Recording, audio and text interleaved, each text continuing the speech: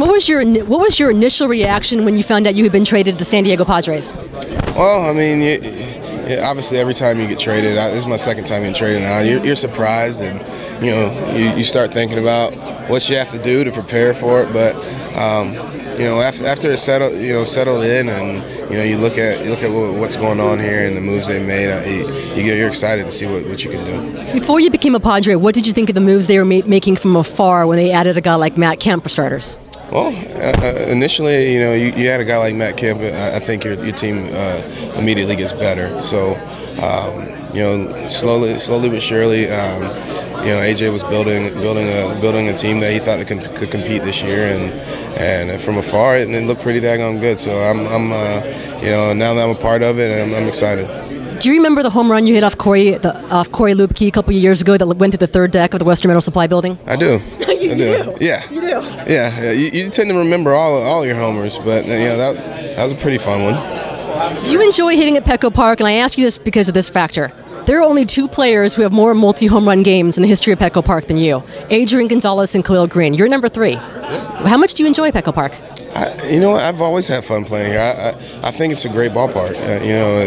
It's a good vibe in there. I mean, it's a ballpark. It's a nice ballpark. I don't know what it is, but I have fun playing here, and I'm not going to change my mentality about it.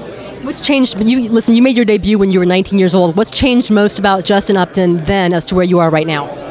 I think maturity. I just come from AA, and I didn't know what I was getting myself into up here, but I've tried to make myself better each year, and I think more than anything, I've gotten better mentally than I have physically. I think physically, the tools were there. I needed the mental side of it, and I think mentally I've gotten a lot better at the game.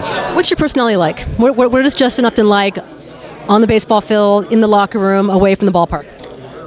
Locker room. I like to have fun. I like to laugh. I mess with the guys, and I try to bring an upbeat mentality to the clubhouse every day.